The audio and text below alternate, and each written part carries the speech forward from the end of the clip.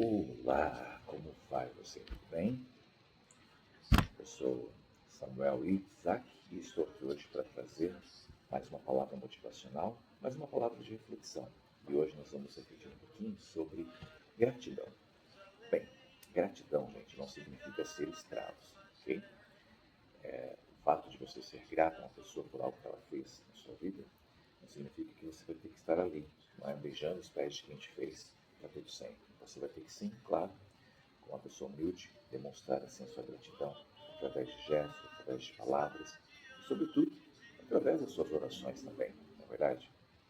Gratidão, sobretudo a Deus, significa também nós não olharmos as pessoas com um olhar de julgamento, não é? De uma forma que a gente às vezes tem as nossas falhas e não podemos então olhar as mesmas falhas que as outras pessoas têm, julgando essas falhas.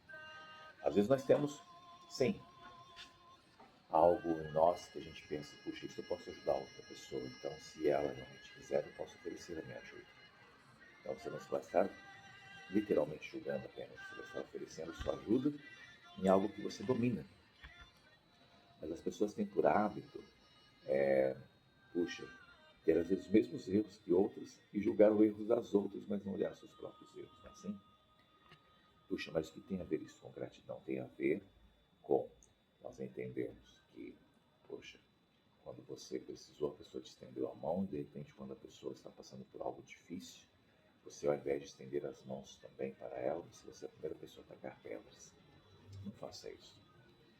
Assim como também sermos gratos a Cristo é olharmos também para todas as outras igrejas, para todas as outras denominações e ao invés de achar que uma é melhor que a outra, ao invés de achar que, puxa, é aquela que vai de repente levar as pessoas para Jesus, é simplesmente se ajudar, porque é muito difícil hoje, cada vez mais na realidade, o próprio povo de Deus se ajudar.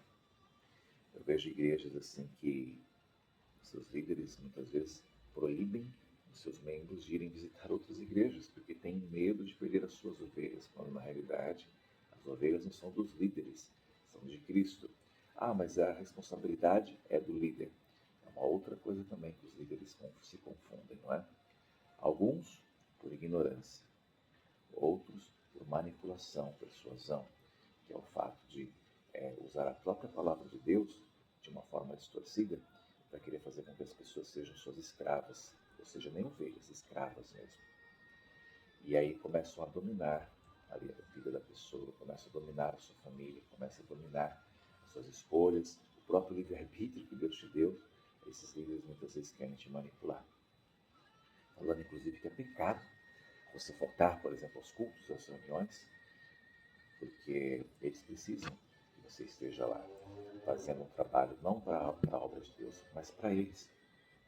Precisam, esses líderes, muitos deles precisam que vocês estejam lá para somar, para multiplicar ali o recolhimento de dízimos e ofertas.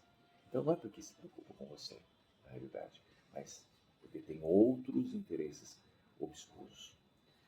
Bem, dito essas coisas, é claro que não podemos também confundir todos os líderes achando que todos são iguais, porque não são. Tá? Não importa se você possa pensar, puxa, mas é tão difícil hoje em dia, mas existem sim líderes que fazem realmente a obra de Deus de uma forma literal, ali como no Novo Testamento.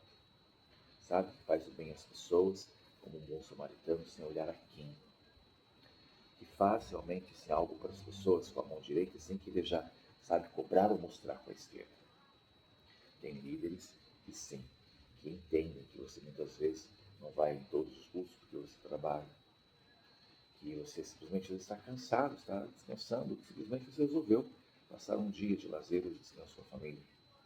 Que entende que na realidade a igreja é um local para um encontro também social e espiritual, para que todos possam se fortalecer, mas que não é a igreja necessariamente que vai fazer com que você tenha a sua alma salva, porque é Jesus Cristo que, pela graça dele, misericórdia, ele disponibilizou a minha, a sua, a nossa salvação.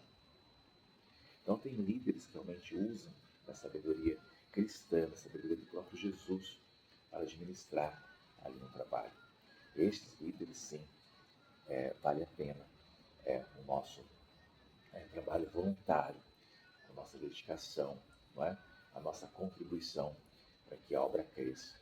Não é? E quando a gente fala obra, quando a gente fala igreja, não necessariamente apenas em pessoas para recolhimento de dízimos e ofertas, não, mas para poder ajudar a comunidade, porque para mim, toda igreja cristã, inclusive, tem que ser relevante para a comunidade. Como hoje temos muitas igrejas que já fazem isso, e outras ainda não, porque não acreditam nesse tipo de trabalho, e falam que é assistencialismo, mas não é uma questão de assistencialismo, é uma questão de sermos relevantes também ali no bairro em que de repente estamos alocados. Por quê? Porque se nós amamos ao próximo como a nós mesmos, como Jesus realmente pediu para que a gente ame, nós temos que nos importar com a necessidade do próximo. Eu li um certo dia, numa rede social, a seguinte frase: quando algo quebra numa igreja, ou pode ser um instrumento, uma mesa de som, pode ser o ar-condicionado, né? Então chega lá o líder e fala assim: olha, amados, sei lá, quebrou o ar-condicionado, fiquem R$ 1.000 para arrumar. Precisamos de um grupo de 100 pessoas e que cada um dê, sei lá, R$ 10. Quem são essas pessoas para nos ajudar ao ar-condicionado? Vocês podem nos ajudar? Porque é para vocês mesmos, não é? Para o conforto de vocês. Aí de repente ele vai lá e consegue aquelas pessoas para arrumar o ar-condicionado.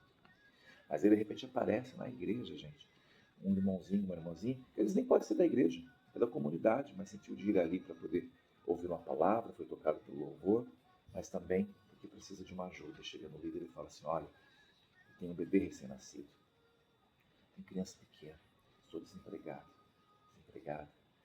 e estou com 3 contas de luz atrasadas, preciso pagar pelo menos uma, eu não preciso nem do dinheiro, só preciso que o senhor mesmo pode, de repente, puder conversar com os membros da igreja, vocês mesmos podem pagar, não quero nem o dinheiro para mim, podem me ajudar? E aí o que o líder fala? Ah, meu irmão, vamos orar, vai dar tudo certo. Então, quando se trata realmente de deixar a igreja cada vez mais suntuosa, com um louvor mais bonito, não sei o quê, aí fazem vaquinha. E na realidade eles não estão preocupados em fazer o melhor para Deus e para Jesus, como muitos líderes falam. Eles estão preocupados com que a sua igreja, do qual eles estão à frente, sejam realmente igrejas que chamem a atenção do povo e tudo mais, que levem mais pessoas e arrecadam mais. Então, precisamos pedir a Deus Pai, Deus Filho e Deus Espírito Santo sabedoria para entendermos se a igreja do qual frequentamos, de fato, tem um trabalho relevante para a nossa espiritualidade e também para a comunidade do qual ela faz parte. Pense nisso. Deus abençoe a vida de vocês.